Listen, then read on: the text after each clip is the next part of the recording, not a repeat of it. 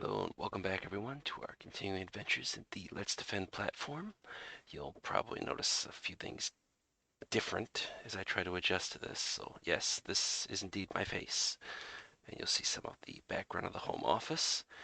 I've adjusted so that way we've got with what we're doing up top, down below, QR code for if you want to buy me a coffee. It is obviously not required in any way, shape, or form, but I figured I'll put it up there and see what shakes out. Let me know as to if you like how all this is changed as opposed to the normal stuff. Enough people had sat there and said that they would prefer to sit there and actually have a face to put to the voice. Um, Offline conversations, and then even the poll on Twitter that I did. But so okay, we'll go and we'll give this a shot.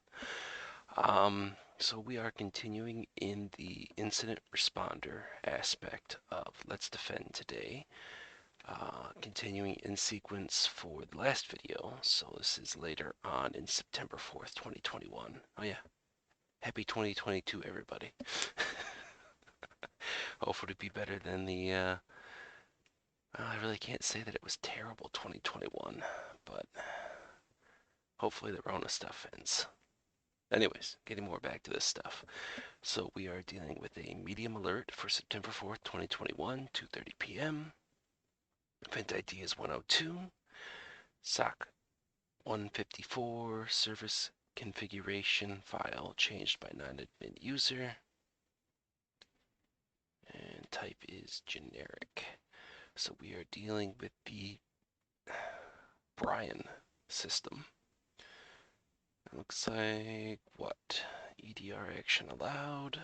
Service name /lib/systemd/system/project.service. That seems a little bit odd. T1 note. Found the permissions of the file name project.service is set to 777, so this must be a Linux box. So it should be what? Read, write, execute for everyone, I think. If memory serves me right. File appears to have been modified on, so it would be September 4th, but I could not detect which user changed it. Oh boy. Okay, so let's do the usual. Let's go ahead and bring up log management. We'll bring up endpoint security on a separate subsection. I bring up the mailbox. Yeah, sorry for not having this out sooner, but after Christmas and New Year's, came back to, well, what's effectively now the home state. It just felt like a bunch of sinus pressure, everything else like that. I mean, I could have made a video, but effectively it would have sounded like an Oompa Loompa. Somebody else doing the recording. Okay, so we're looking for anything for September 4th. Well, now last year, but it's gonna be interesting. We have nothing in there, so okay. No fuss, no muss. Let's go back to my notes. The host IP 172.31.34. So we're just gonna go ahead and take a look. Maybe, possibly take a look. No, took a second. All right, so we have no traffic as that is a source. So how about is it? Oops.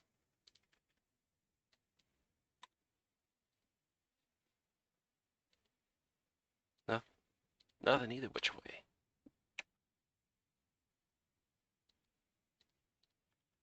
Okay, so we are literally just going to work off of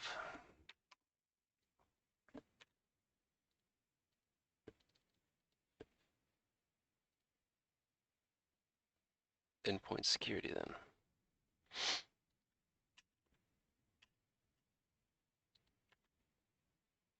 Okay, that's not just an isolated incident. Okay then. So let's go find let us find the brains system. To intentionally just say that wrong. Hey, there's Brian. Hey, there's the brain. We got no log for browser, no log for command, no log for network, and no log for process list. This is literally hands-on. Okay. So be it. But that's fine. So hopefully everyone's having a good start to 2022. It is the January 7th as I make this recording and have it up today to make up for the fact that I did not have anything put out Wednesday. I'm going to see about trying to do more to build up a buffer again.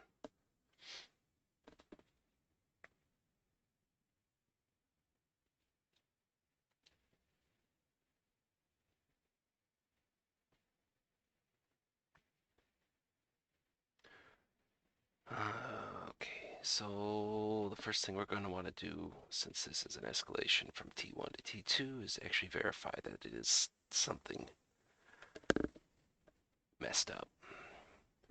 I mean, anything I would assume that would be inside of lib systemd system really shouldn't be set to 777, but I could be wrong. It's like, use a couple of Linux systems, but I'm never usually screwing around with anything that's inside of /lib/systemd/system.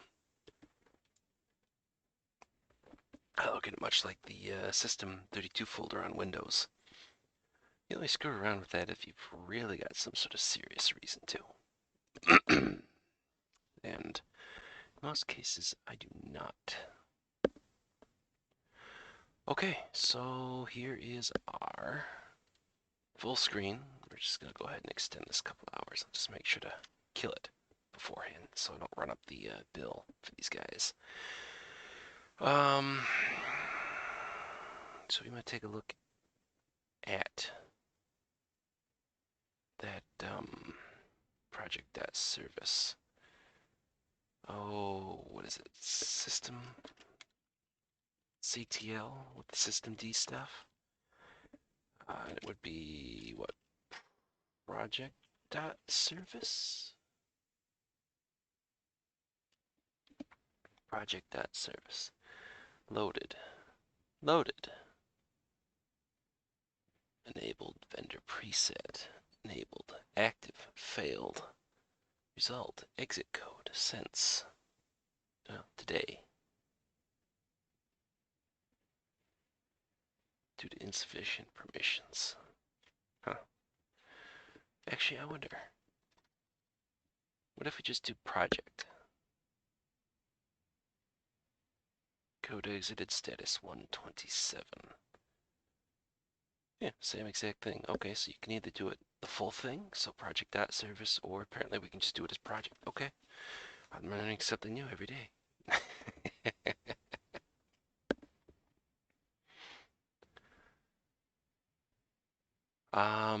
Since that's in there, can we just do what?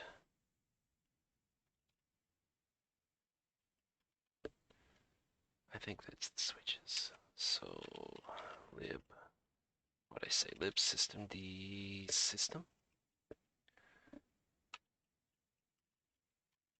Project.service. So to tell us when it was created. So what we're going to do is I'm just going to capture that for notes, dump that in my Notepad++ document. So we know that effectively last time it was modified was September 4th at 14:29.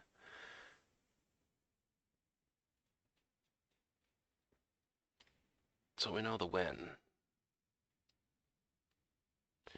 So what exactly does this thing do? I wonder if we're going to need to do sudo to actually take a look inside. Apparently not. Okay, I mean, I can get behind that. So again, we're just going to Copy that for notes. Important service for project, do not remove. Yeah. User root, working directory, /root, /temp.shell sh. Restart always. That seems a little bit messed up. So can we do tmp / what was it, shell.sh?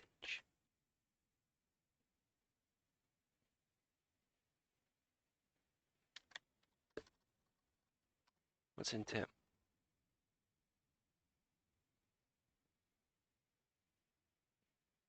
Damn. I guess that's probably part of the reason as to why she craps out, because the file's not there. Well, here I was hoping this was going to be the smoking gun. Go through, do a, what is it, MD5 sum, dump it into virus total, and see as to whether or not if we get hits on some sort of, backdoor or something else like that.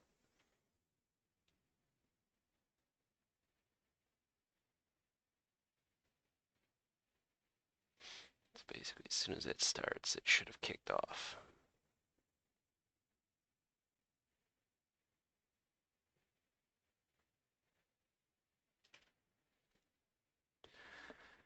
I suppose it could be like, so do the same thing, but do it as sudo.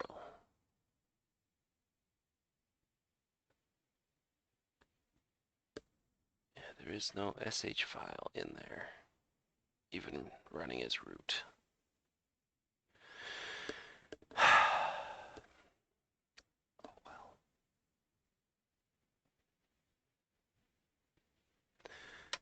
Actually, what if it would have been just root /root/tmp?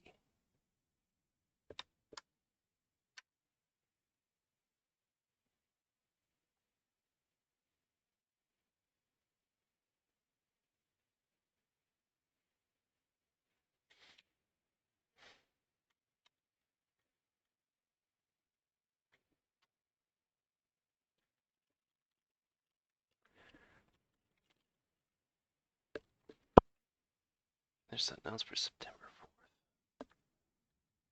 I don't know if that has anything to do with it, but delete backup.sh. rm rf temp backup.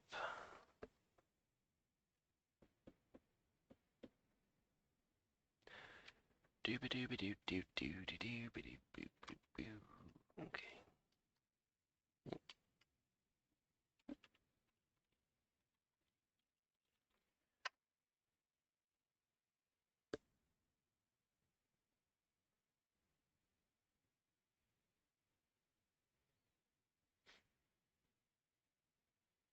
Varlog ls.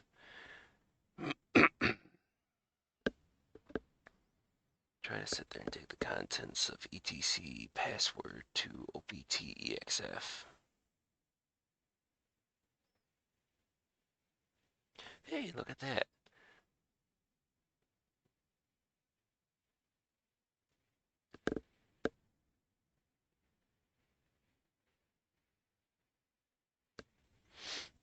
Nano update.sh. Update.sh. Although that's technically not what we're looking for. Cron tab E. Oh, the interesting thing I see is the netcat-w to 18217.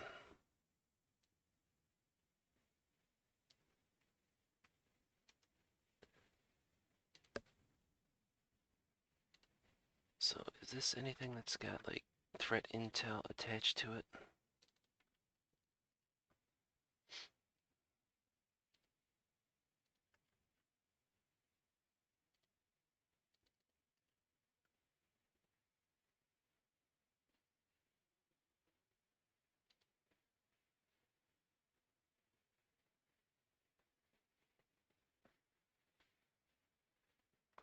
Amazon.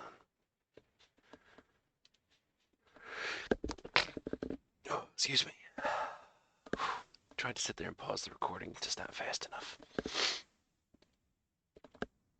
Amazon, whitelisted cloud provider. We're not getting much out of any of this.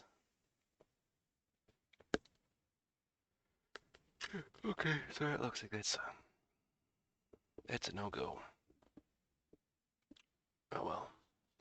I mean, it is what it is.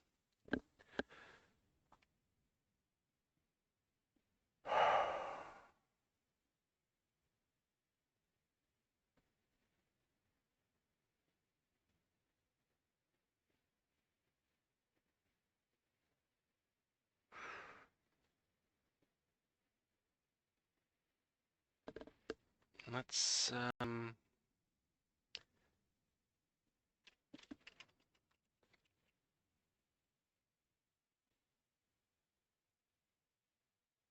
look for ports. What's that? LSOF. IPN. And let's look for things that are listening. What do we get? So we get WSSH, Apache 2, and SSHD. So we got root, and www-data. So we got 80, 20, okay, I mean SSH, we would kind of expect that on 22. Apache being a web server, we would kind of expect that on 80 or 443. We don't really have anything there in regards to, so no port 6666 regarding like the netcat.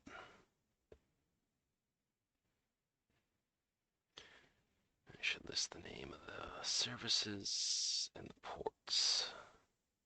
So we're not seeing anything in there called project.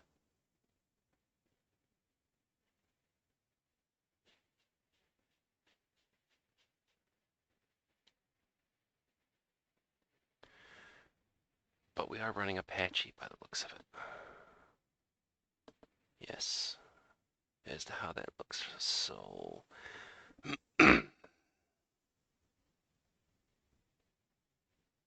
so it's what var log time, I guess.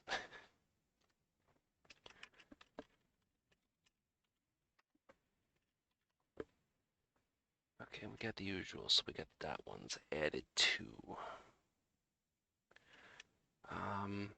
So let's do sudo nano auth.log and check that one.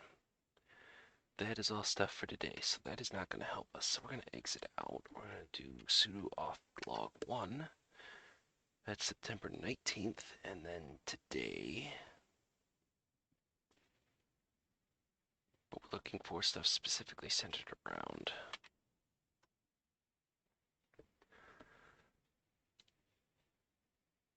Okay, gonna pause, got another sneeze coming. Alright, so I decompressed the auth.log.2.gz file that was in here and got that pulled up. We're just looking. Whoa. Gotta be careful as to where apparently I have my mouse situated. Started running through my various different scenes I've got set up in OBS. Alright, so we're looking for stuff before, what was it, 1429? Yeah, apparently. Restart. Nano for var www.html/info.php.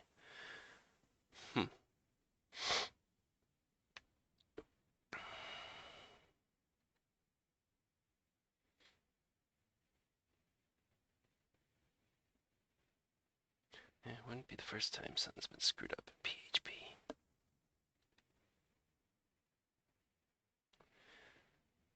It looks like PHP was restarted.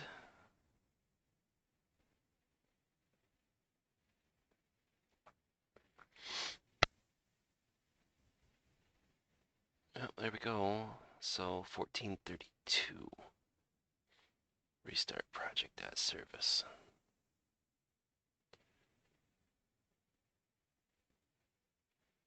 www-data.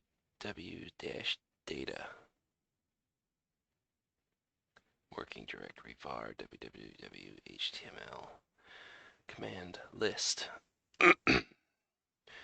So somebody popped, managed to get something to execute as www-data. So something to do with Apache or PHP would be my guess.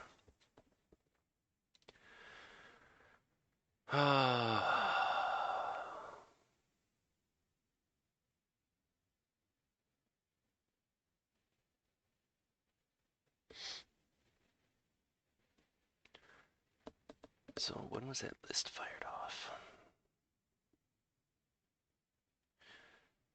1403. So if I remember correctly, there should be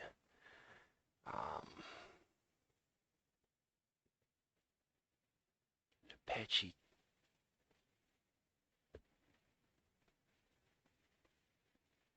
Would it be Apache 2 or would it be Nginx? Because I see the two folders here.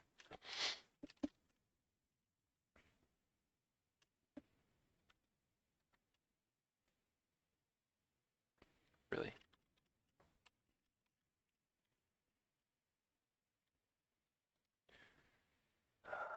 Sudo ls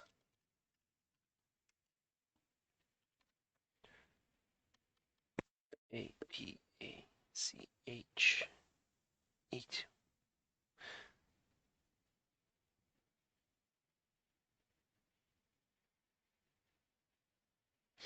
Am I wrong? And then that's not a folder?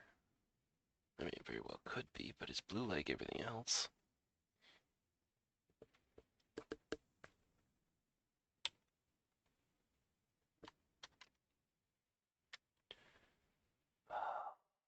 What is it? File will tell you? It's a directory. So do I not need to... Ah!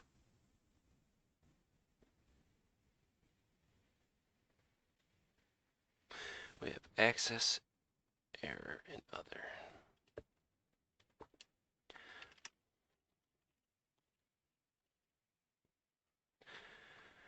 You're gonna make it difficult, aren't you? Of course you are. Okay. Sudo. Now that one will probably have to put the slash in Apache access.log. Does not exist. Okay, so fine. Okay, this one exists, but access log is empty.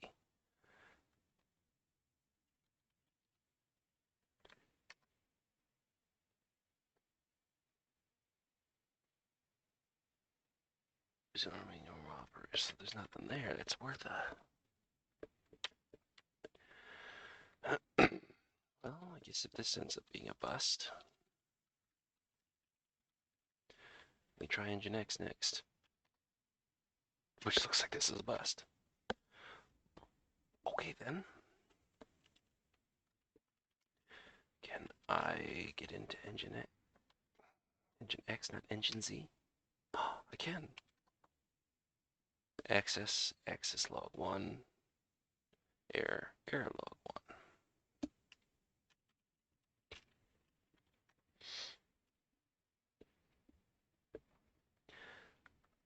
I'm going to take a wild stab and say that the ones that are dated for today, Jan 7th, we're not going to have to look at, so it's going to be the dot ones.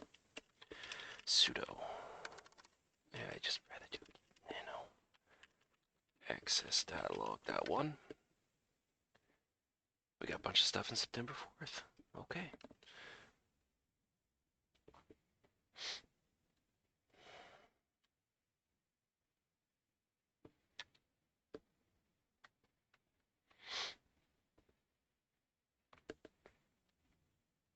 So it looks like user agent strings.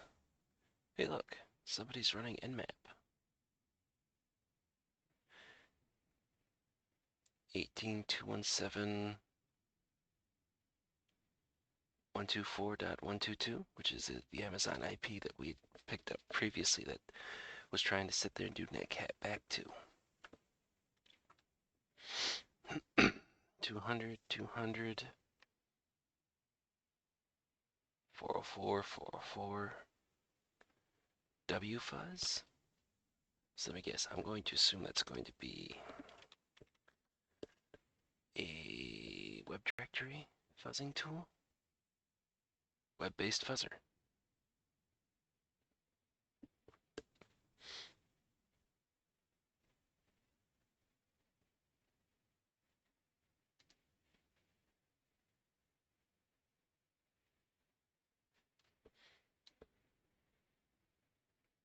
It'll allow you to sit there and just do the whole thing. Well, that's interesting. Never heard of WFuzz before, but I guess that kind of makes sense considering what we're seeing here. Bunch of 404s as it tries to enumerate a bunch of PHP files. So I guess the other aspect would be, do we see anything in here that shows like 200 or anything else besides 404?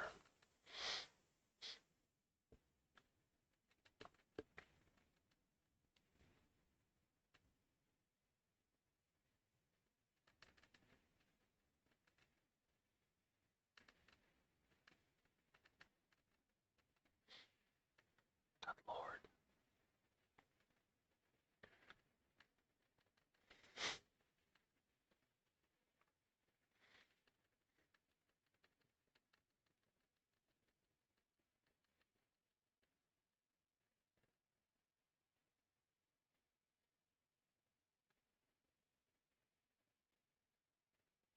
I mean, this is an awful lot of traffic to be going through. There should have been an IDS or something in front to sit there and pick this stuff up. This could have just been set up as blacklist, or what would be the other thing, like fail to ban or something?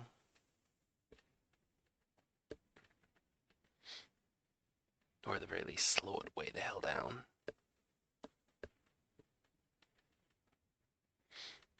Of course, if this isn't supposed to be serving up a web page on a server called Brian, why in the hell is it accessible via the internet?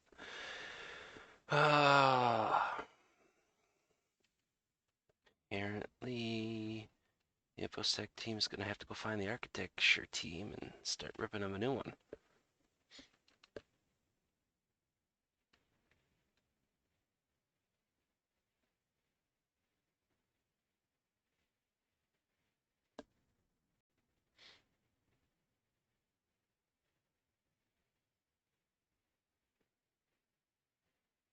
So many logs. Oh, and the sad thing, this is only the access log. There's still the error log to look at and parse. Oh, it's so bad.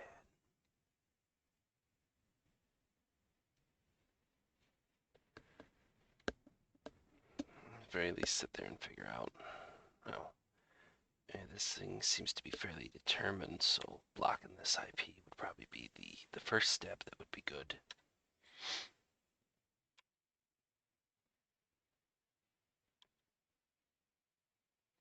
Yeah, plenty of 404.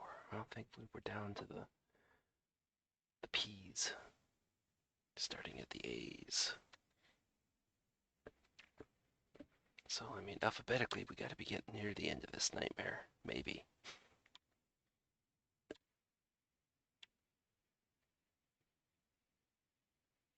Oh, 404, 404, 404.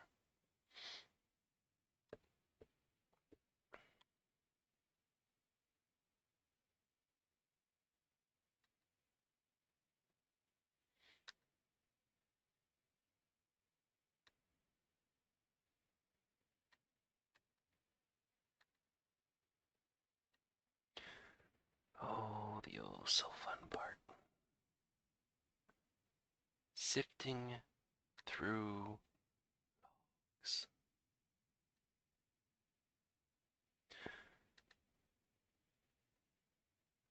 Oh, I guess it would have been too much to ask to sit there and have the EDR agent actually be recording this stuff, to then dump to a seam to do some correlation. Oh well.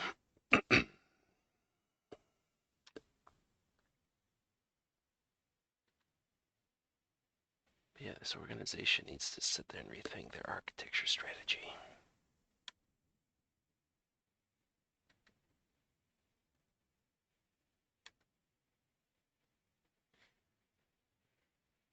Oh wow, now that I'm thinking about it, it's just like, how often do I actually think that in my head and just keep my mouth shut? Way too often.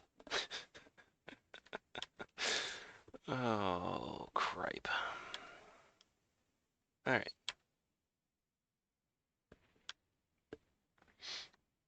Apparently we started back up in the A's again. Well, you know, it's been a minute since the first set of scans started.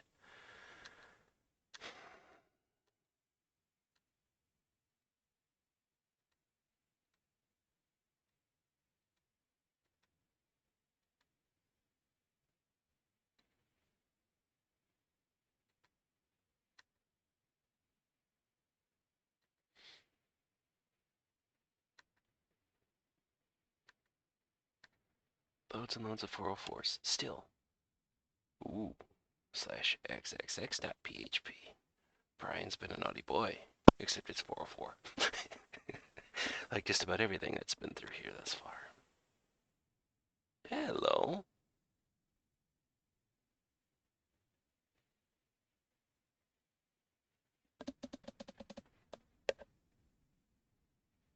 We have difference. File admin.php 200.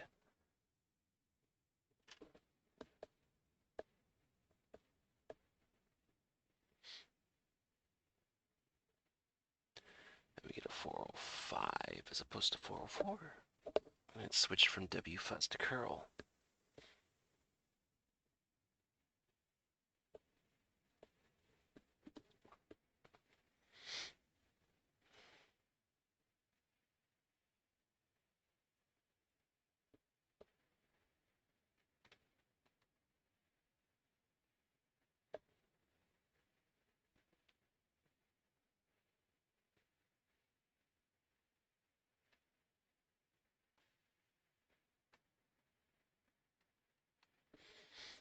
Still the same box. So they've latched onto file admin.php by the looks of it.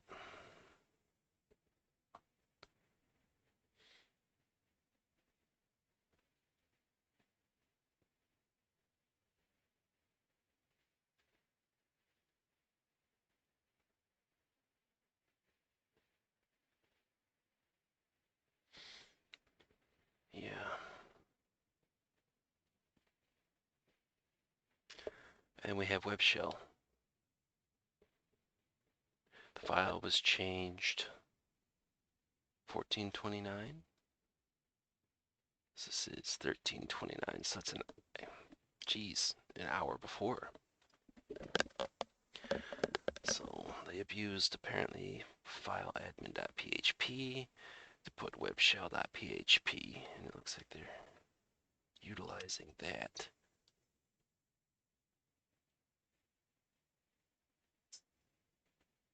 Yeah, they're doing ls as opposed to that.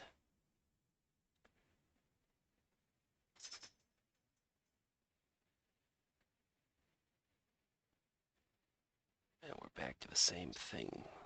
Same attacker, 182.174.122 web shell. Who am I? Uname -a ls-la. And then they're apparently running bin bash lin innum.sh. They're catting the output. Yeah, because it looks like they're dumping the output to opt lin innum output.txt. Then they're catting that, and then they're bashing. Doing ls again.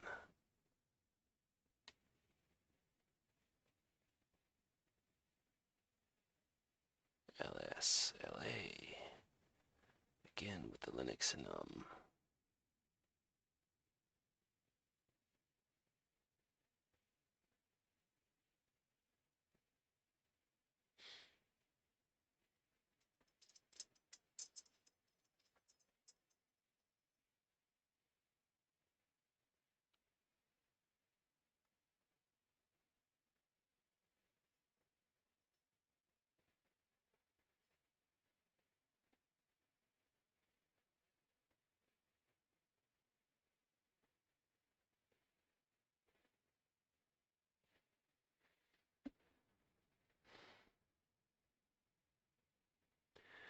Python C import process.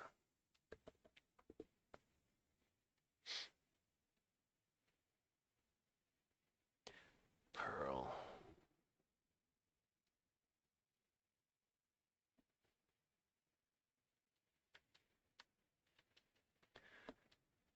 Then we get down to the end of it. So I don't see anything in there where they actually do and create the rest of that,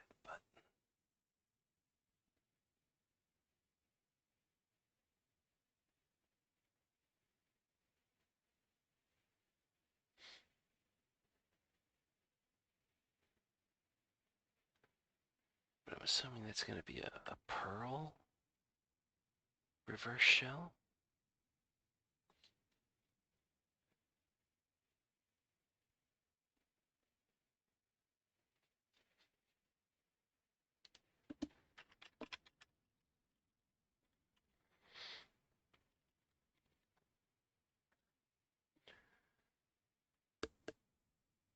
Ooh, yeah, reverse shell cheat sheet. Who doesn't love cheat sheets? Perl use socket. IP address. Port. Socket. Blah, blah, blah. Perl E use socket. The IP address. Set prototype name. Yeah, they did. So it looks like they must have done a Perl reverse shell. Would be my guess.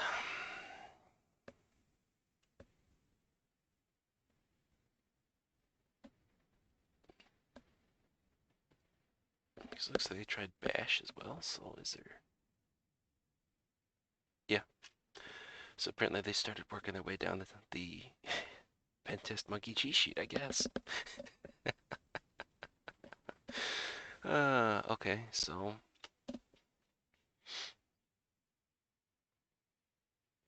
Oh, man.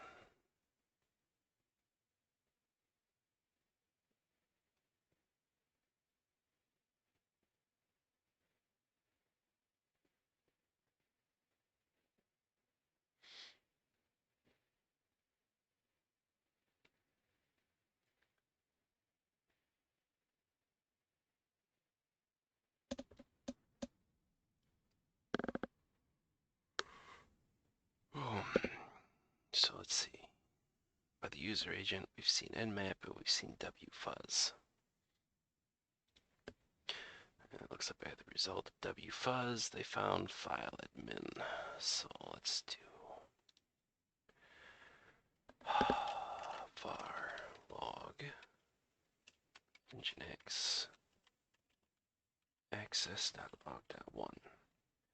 So we have nmap and wfuzz, which leads to finding file admin.php, which leads to webshell.php, which then leads to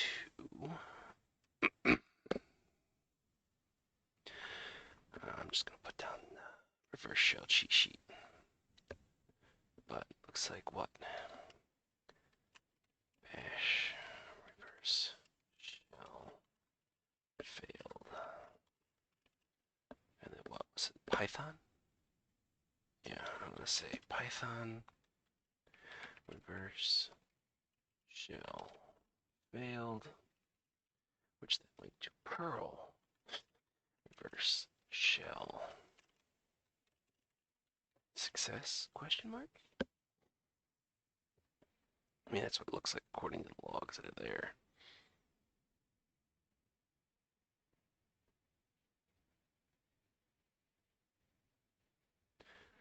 So I suppose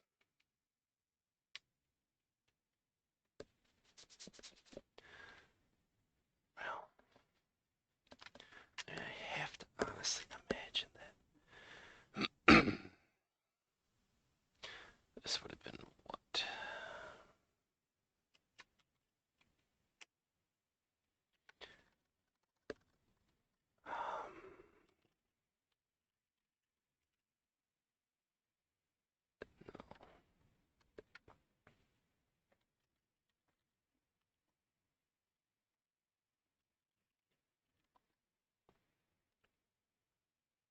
So there's info, there's file admin. Okay, all right. Sudo /var/. So let's see, just double check. I mean, the logs tell us the story, but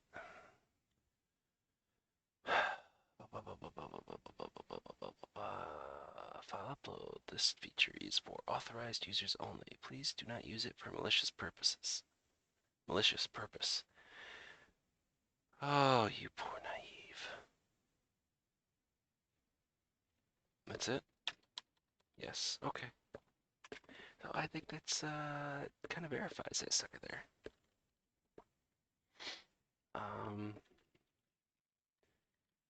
How about web shell? What's inside web shell? Echo command.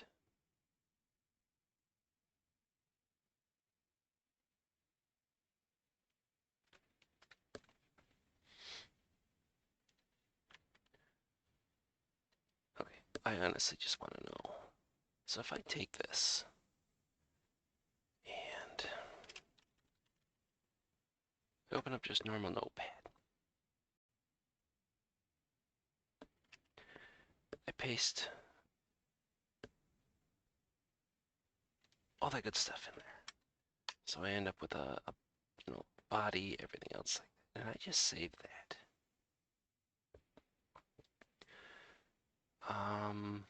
Someplace safe.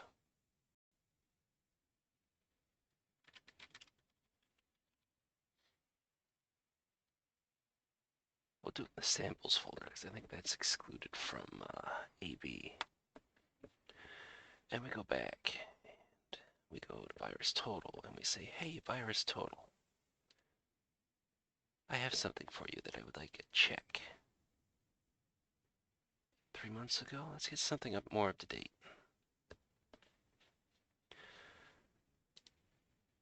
Because I am interested.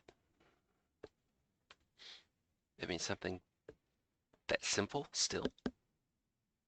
Of course, realistically, who's using AV on your Linux boxes?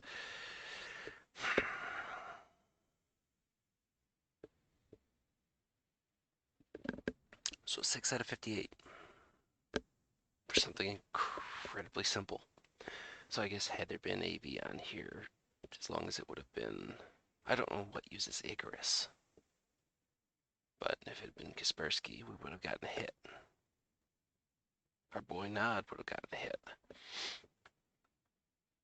I don't think I'd use Tencent, but this is ignorant American talking. The question is, what uses Icarus with a IK? Because I think isn't it supposed to be IC?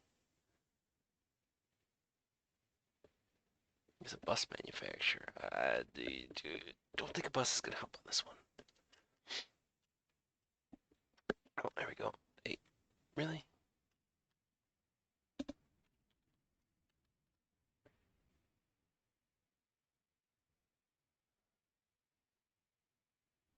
Oh, I'll be damned, it is literally.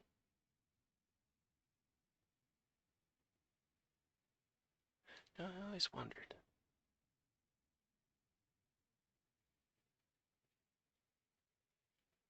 I mean, I've seen them sit there and pop up before.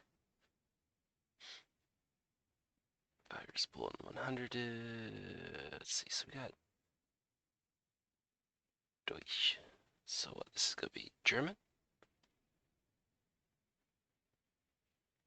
Vienna.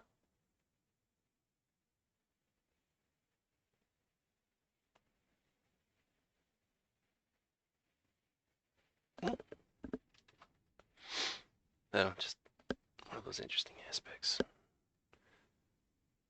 At the very least, we have a hash and we have a detection for the web shell. So at least we've dotted our T's and crossed our I's. So let's do this. We're gonna go here, and we're gonna take. Crap.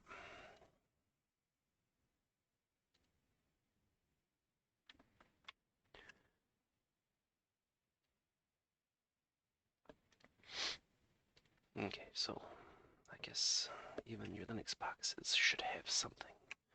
Although it would have been nice. I wonder if Clam AV would have picked this up. Because as I understand it, that's still generally the AV that's utilized on boxes like that. But that's neither here nor there. So we're going to go ahead and we're going to grab the hash, and then we're just going to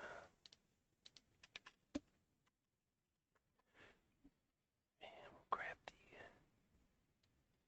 link.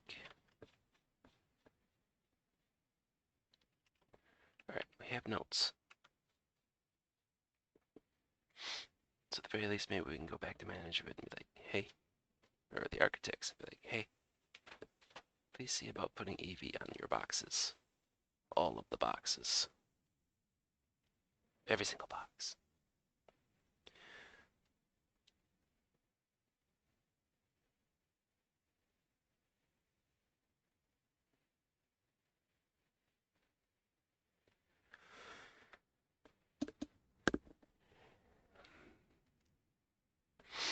And plenty of the lin and num, so in order to find some way to pivot further up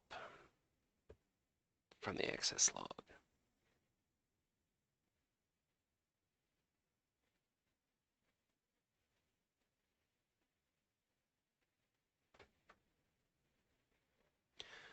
So we check the win and or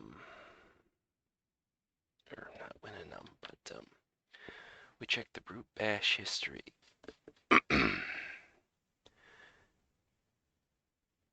So if this was running as www-data, I don't think that they would have an account, would they? No, Analyst or Ubuntu. Okay, so we're screwed. We don't. Well, there's not going to be anything there then. More than likely.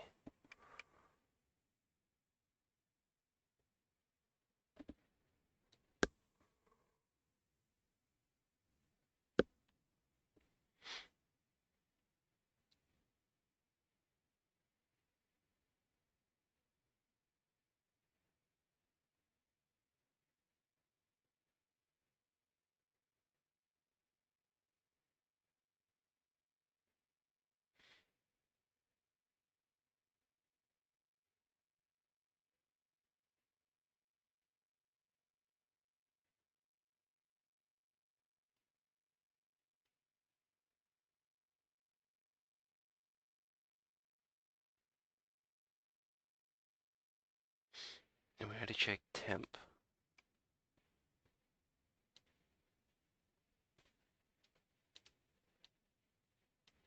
Fuck it, let's play bad guy.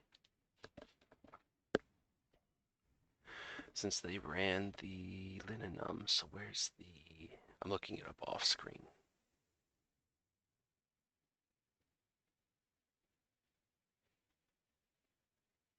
Type in a notepad. Okay.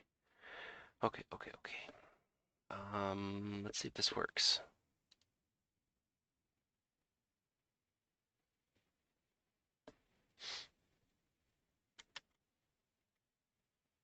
Oh, it ran off the page, that's why. Okay, so that's fine. I guess I should have. Yes?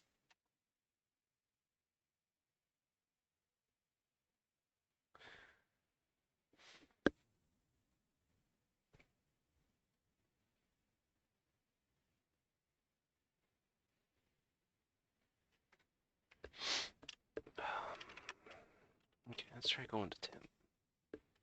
Now let's try it.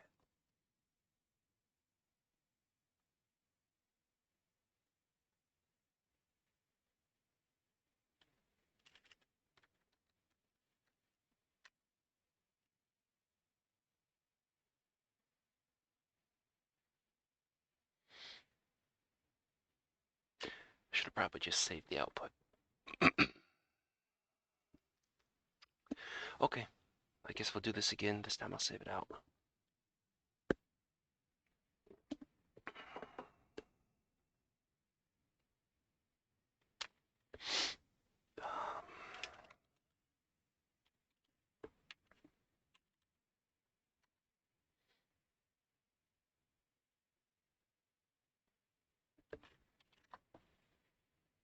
Gonna wait for output, or the thing to finish. And we should have output. Okay. Sudo nano output.txt. What do we got?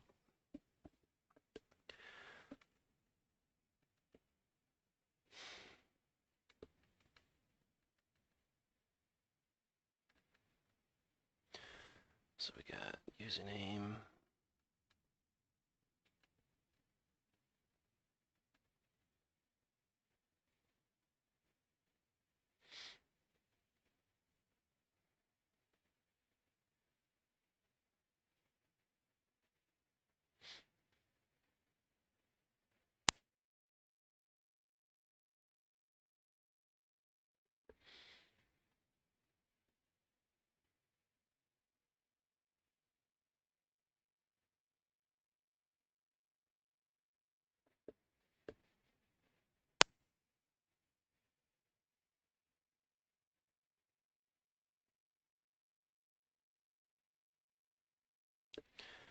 We can sudo without supplying a password.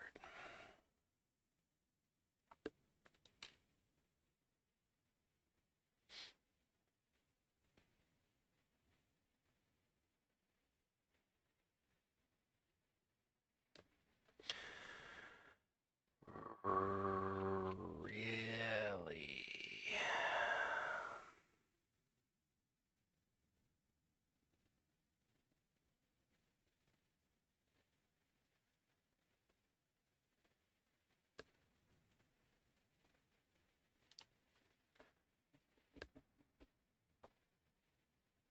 So the way that it's set up, then the project.service, our weirdo thing, can be restarted by anyone if I'm reading that right.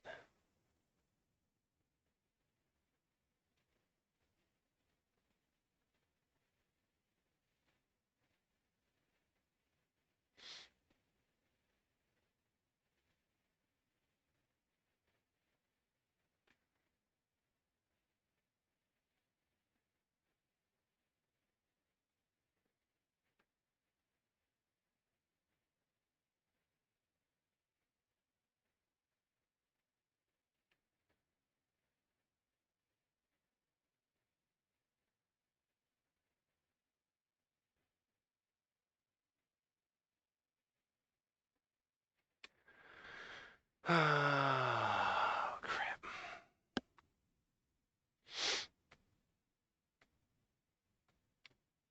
All right.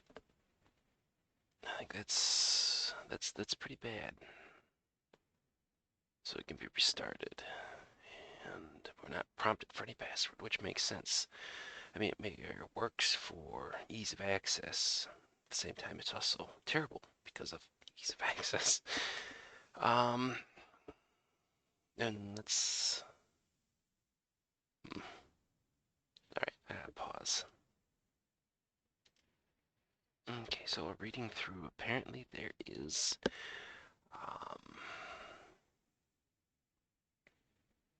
system D logs. Let's see if I remember how to do this. Since I've got to take, what is it, sense, I think? And it does it in the weird, it's backwards. So we'll go the third, I guess. And then until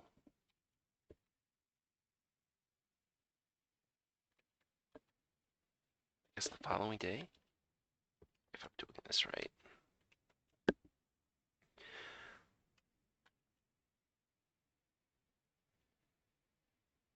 Well, it definitely dumps us straight into the fourth, so I guess that's a good thing.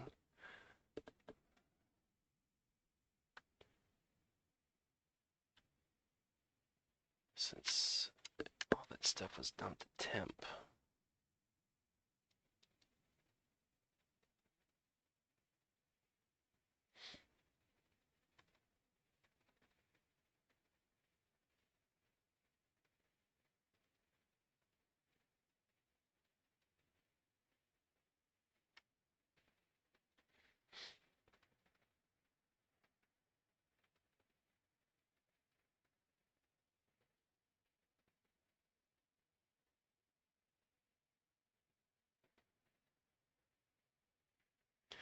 This is all at 11:23. I think most of the stuff that occurred was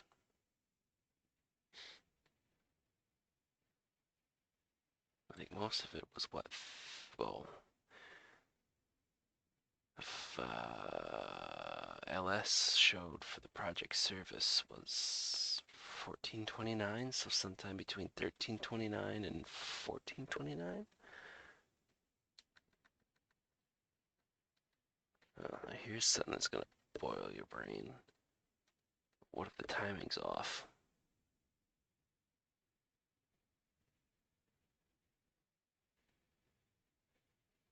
Well, unfortunately, I guess then I'm tearing out hair, because I have hair to tear out now. Oh, crap.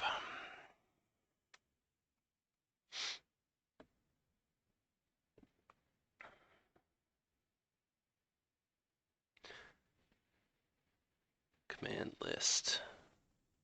www. Okay, so there's the 13th or the 1403. I think we're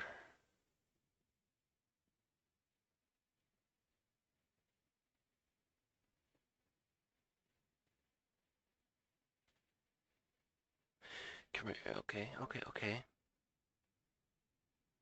Configuration file. So 14.15.44 configuration file lib system D system project service is marked executable.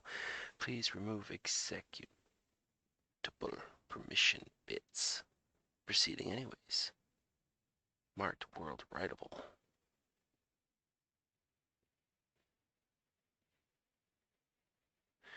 And then www data.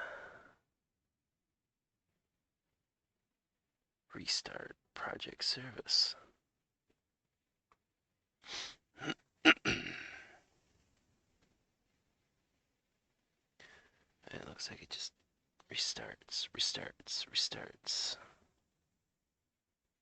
Start limit hit.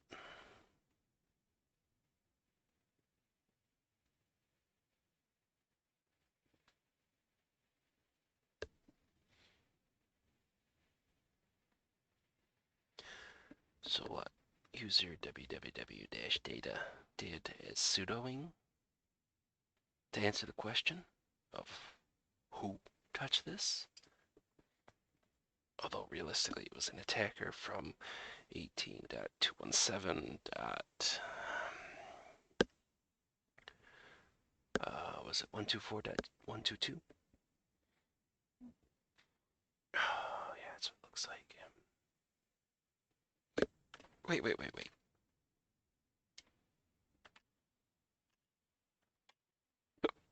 Excuse me.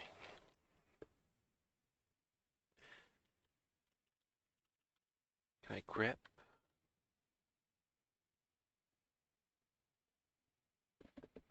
Okay, that works. I mean,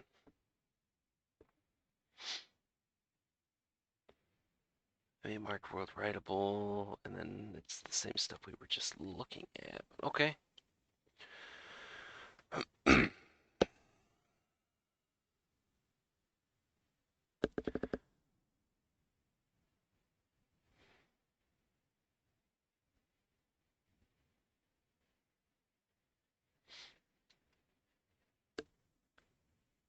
So they did it as sudo, but the user www-data did as sudo. They touched it, and then they restarted it. Okay. All right.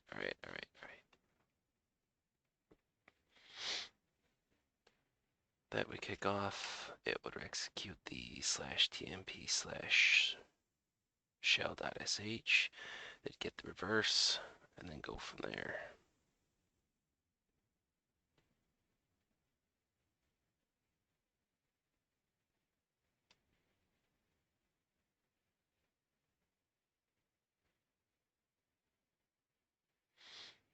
We looked at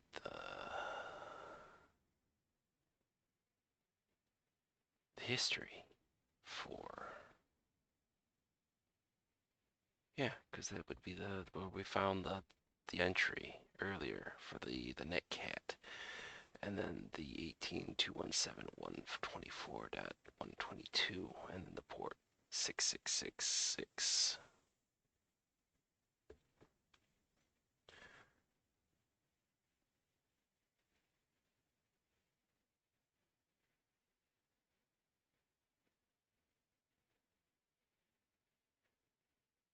What was the other stuff that was going on then? Let me do sudo super user, and then what's just history, right? Just to get a refresher. OPTEXF.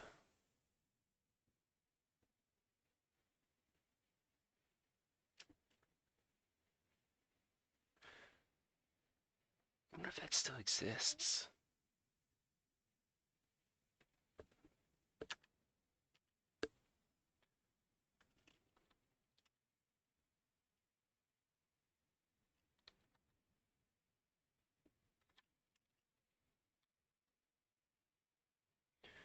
Oh, I want to jump out. I don't want to keep doing things as sudo.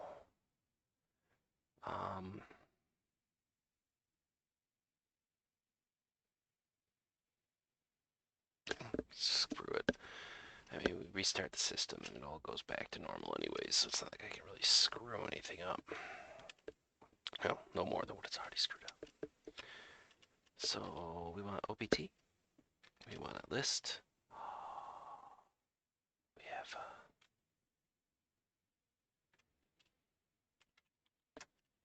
EXF.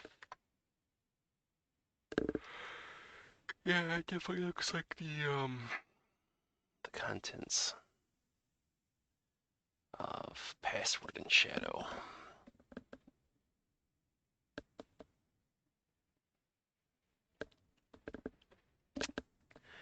Okay, so we definitely had some bad stuff going on. Definitely some bad stuff.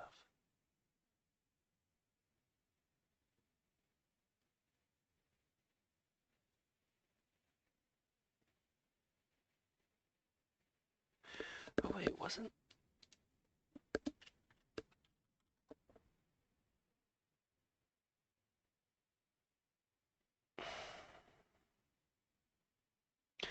they used netcat exfil, which is probably what the EXF file is supposed to stand for, exfil. So they dumped that out the pipe. Oh boy. So then every username and, well, not every username, but effectively every password that would be on this system would be considered compromised and need to be changed. And access from the internet would have to be extremely limited. So this sucker is screwed up.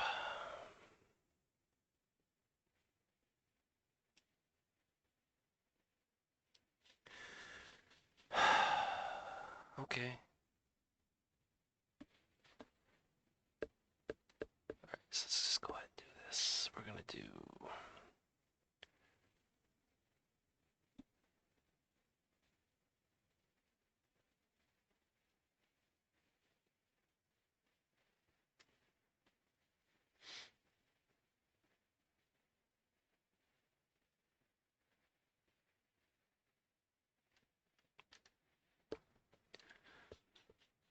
let's add that to the notes and we'll try to put that together. So that is root history.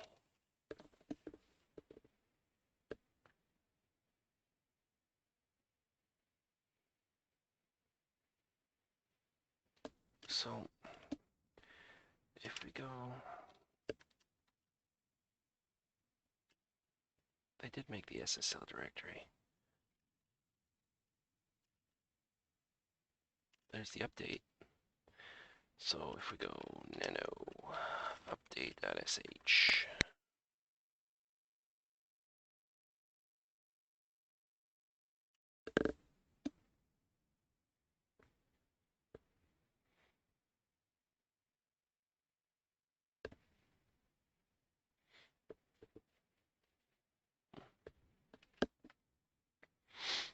all right.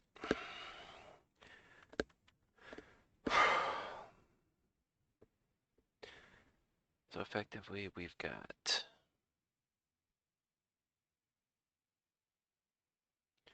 nmap and wfuzz leading to find file admin.php, which then leads to uploading webshell.php.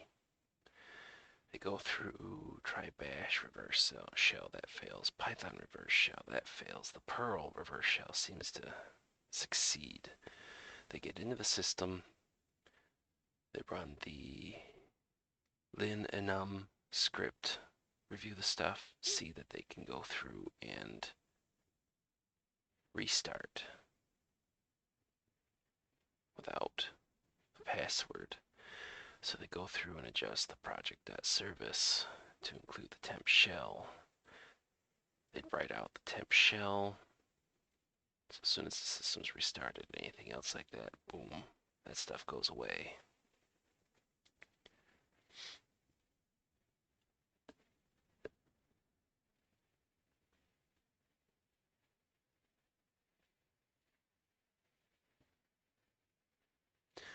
Yep, so they go through, grab all of that.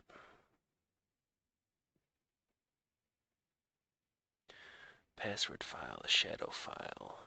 Dump it into opt/exf. Then they netcat that out over port 6666.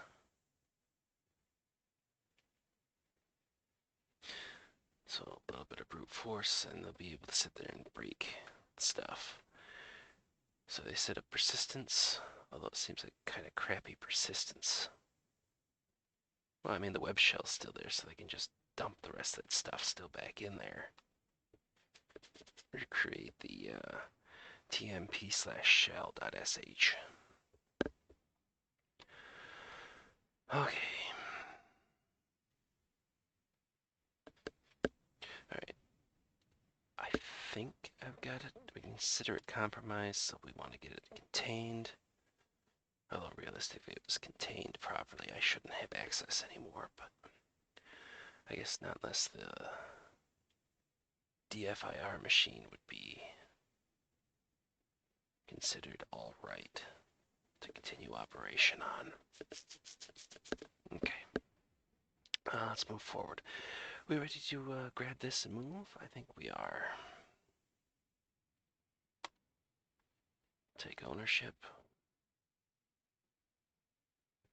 I will start working it through since I think I've got the answers. Think. Create case. What do we got?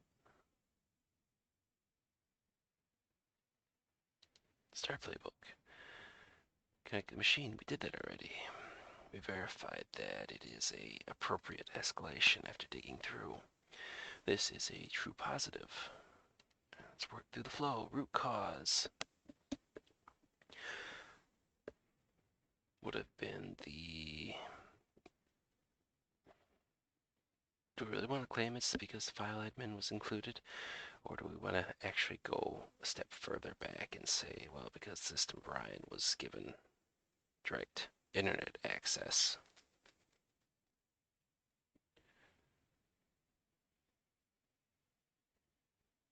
As to whether or not if that was port forwarding or something else to that effect.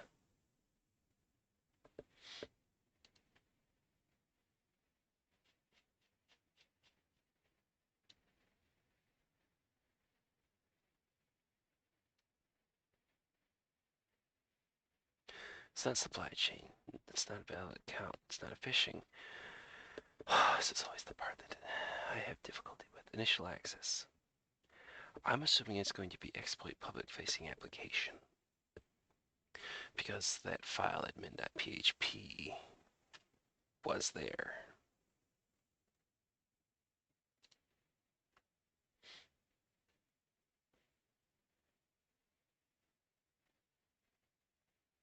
Because the external remote services would be VPNs, Citrix, or other things. This is...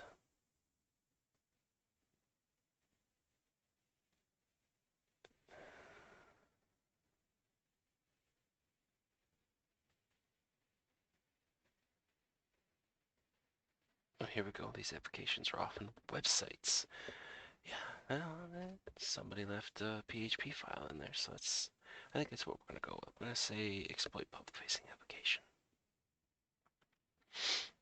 Identify scope, risk, threat.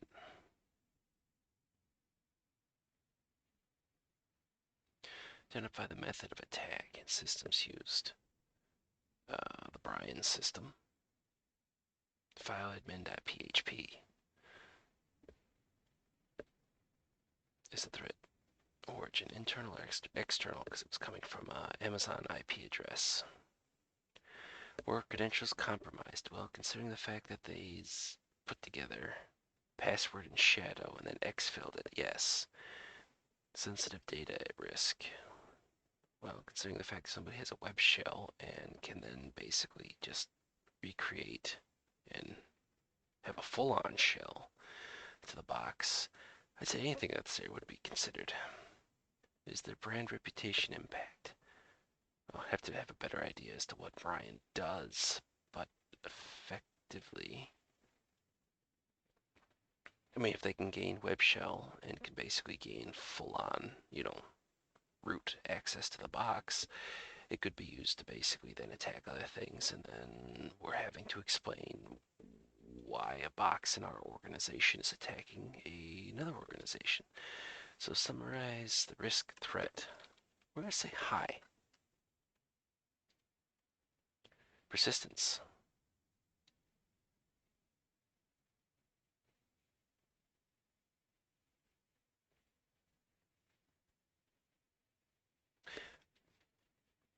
So this is what? The credential aspect? Or is this something else?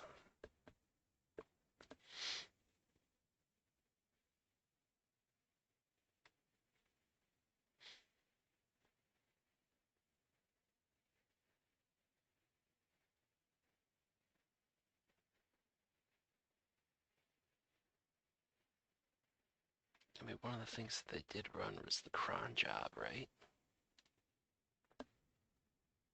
Yeah, cron tab.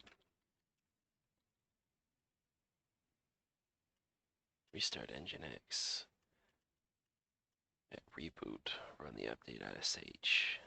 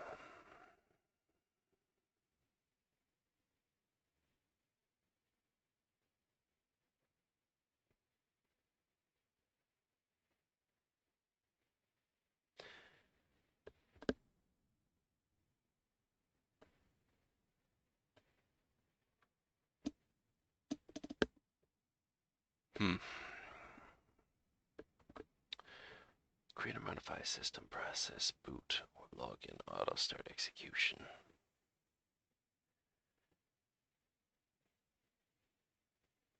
Well, I mean, they modified project.service, so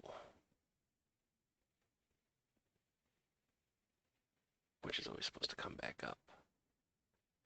I'm going to say create or modify system process. Were privileged escalation attacks used?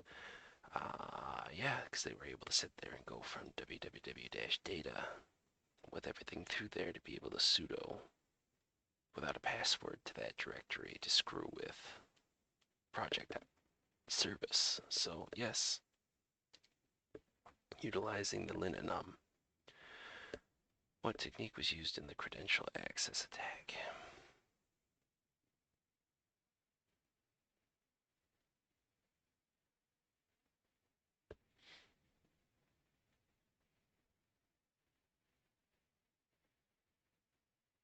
Well, crap. I mean, it wasn't brute force. They got in. They were limited as www-data, but they were able to sit there and do the linenum, execute the stuff through there. But if they were to come back,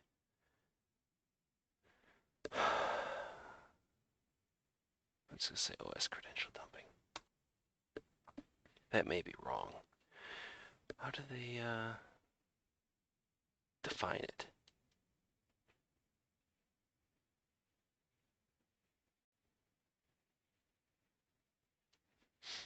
Attempt to dump the contents of etc password and etc chat. Yeah, that's exactly what they did. So, does the device need to be isolated? Oh, yes. Yes, indeed it does. Backup evidence as well. We don't have a process for that. Eradication. So we'd want to revert project.service from a similar machine to know exactly how that was configured. If we can't, then we nuke it. Go through and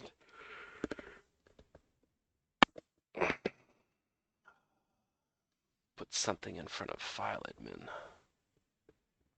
So that way nobody can go through and just direct access from the internet to pop another web shell on the box.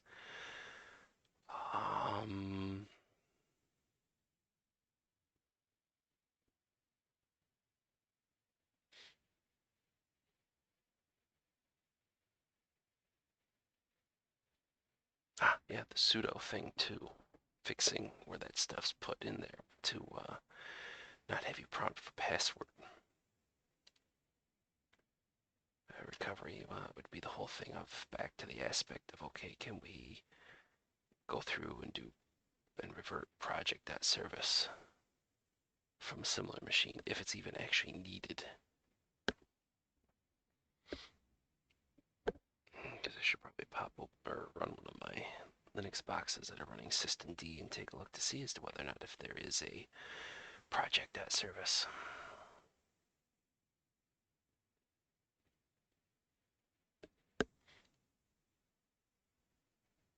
Okay, so let's go through lessons learned. How did the cyber attack happen? Well, the system Brian was apparently allowed direct access to the internet.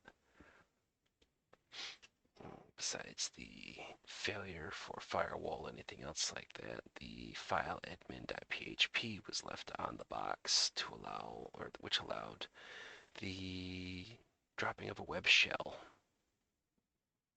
and then further escalation past that point. System was apparently improperly configured for sudos to allow directed access without the need for a password for project.service.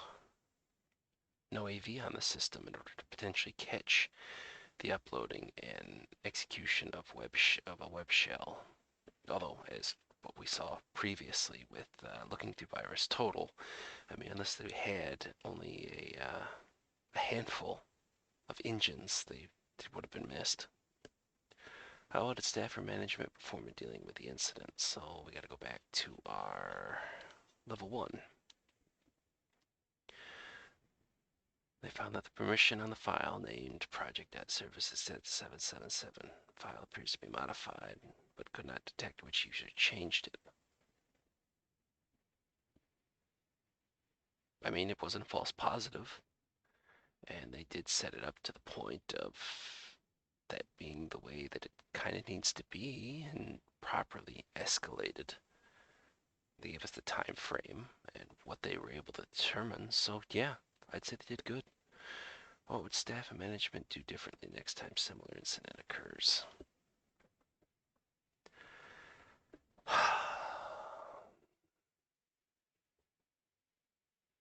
I guess it would depend on the organization, honestly.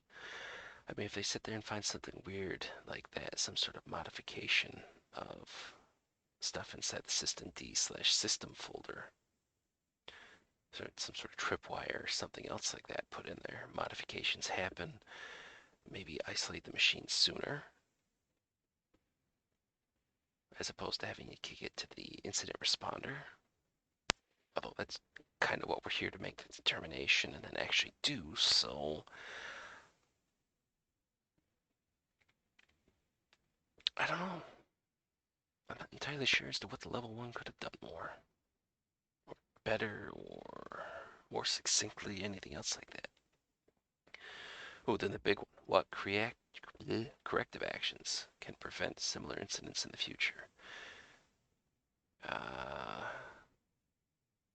Holding down the architects that designed this stuff and remove a finger. But in more seriousness, um, better firewall controls to make sure that you don't have these systems with direct internet access, so you wouldn't have to worry about this stuff. Um, Baseline configuration, uh, checking of the sudoers. So basically, as a lower level system, go through and run lin and and see what you can do to resolve from that aspect before the system's pushed into production, just to see what else you can change. If it's not going to be a web server, then pretty much just get rid of the file admin, disable Nginx, Apache 2, anything else like that. Stop those particular aspects. AV on the systems, or making sure that if you've got an EDR agent, of course, I guess now it would have to be upgraded to what? XDR is what everybody's going for. Or I guess if you want to believe vendor hype, just roll out the CrowdStrike Falcon platform to everything and all your problems go away. um, Better review of logs. Take the EDR and again, it would depend as to how the organization's using it, but anything netcat related, or anything that touches etc password or shadow, give better indication, at least for the exfil portion. Maybe if anything else is added to that, what is it, var www html, in terms of additional PHP files as a possible alert. What precursors or indicators should be watched for in the future to detect similar incidents? Well, anything that would involve the 18.217.124.122 IP address.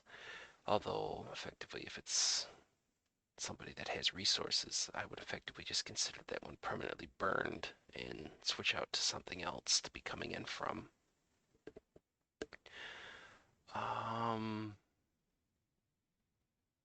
Netcat use. Again, monitoring for var, www, html for any additional PHP files to be put in.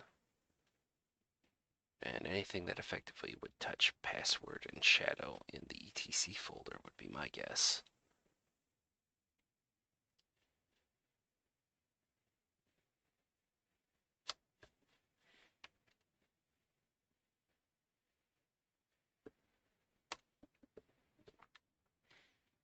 Hey, look at this.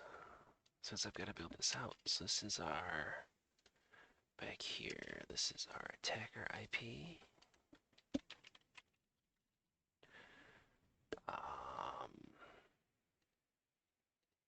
MD5.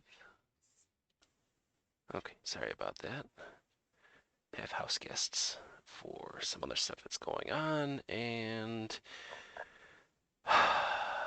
DNS filtering's set up for the daughter, youngin'.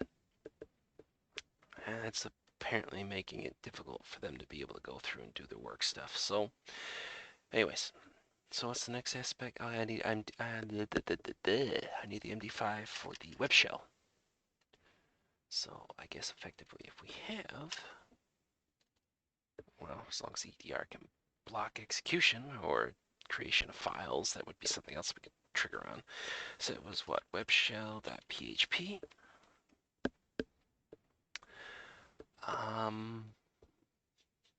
Let's look at the notes quick. Was there anything else that we had?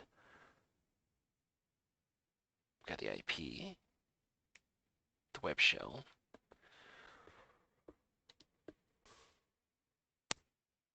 No, I think out of everything, that's about as far as she's gonna go.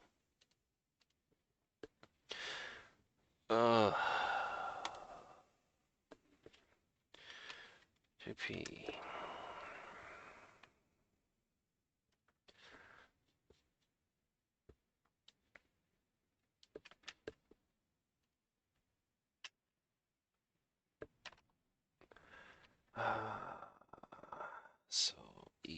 etc word and etc shadow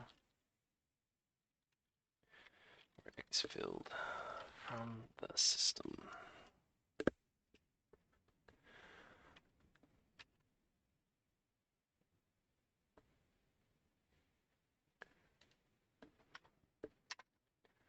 So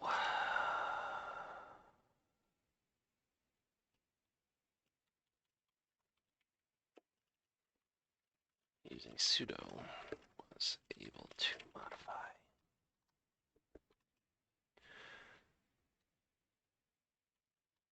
To answer the question in terms of who touched it, www-data. And we finished the playbook. Really?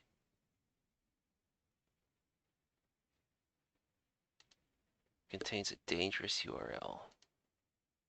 Man, screw off. At least it kept it. Alright, so we're going to finish this. It is a true positive. Write something to close the alert. Me being malicious compliance. Something. Oh, okay. I don't need to sit there and mark it as to be. So...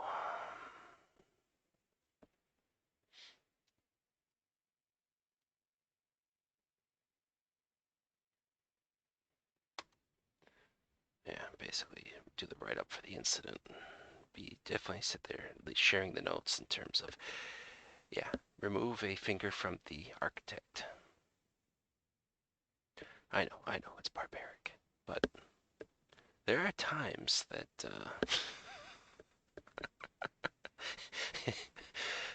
not that I'm a man prone to violence, but there are times that it's just like, you really do wonder, what in the hell were you thinking when you architected this? But it is what it is, and it's not what it's not. Alright, so this was the one, yeah, 154. Oh, am I going backwards? Apparently I am. Oh my god. I actually got all the questions answered properly. I mean, that just about never happens. Especially when it comes to the MITRE aspects, but apparently I did a pretty good guessing on that one. But hey, I'll take 100%. Who wouldn't? Okay, so that has been the thought process and the run through for the incident responder exercise SOC154 or service configuration file changed by non-admin user, EventID 102, type generic. Okay. Dated September 4th, 2021, 2:30 p.m. No idea as to what time zone. Doesn't really matter though, I guess, as long as everything is uniform. So we know exactly where we're dealing with. Because it's not exactly like we're dealing with something that's occurring right now in Central at 10:17 in the morning, January 7th, 2022. So not really that big of a concern, I guess. But there we go. Bing, bang, boom. I'll get the stuff put together, get it shot up, and then I'm effectively on track. I can sit there and spend some extra time, I guess, today going through and making more of these. So I guess we'll start whacking out the stuff that occurs the following day, following the timeline. I wonder as to whether or not if this is all telling an increasingly complex story. I don't think I've had to do anything with the Brian system before, but considering the fact that I've done the Analyst exercises all the way through, and now working through the incident responder exercises all the way through, I might be missing the forest for the trees. But oh well, not much I can do about it. But so there we go. With all that being said, I will see everybody in the next video.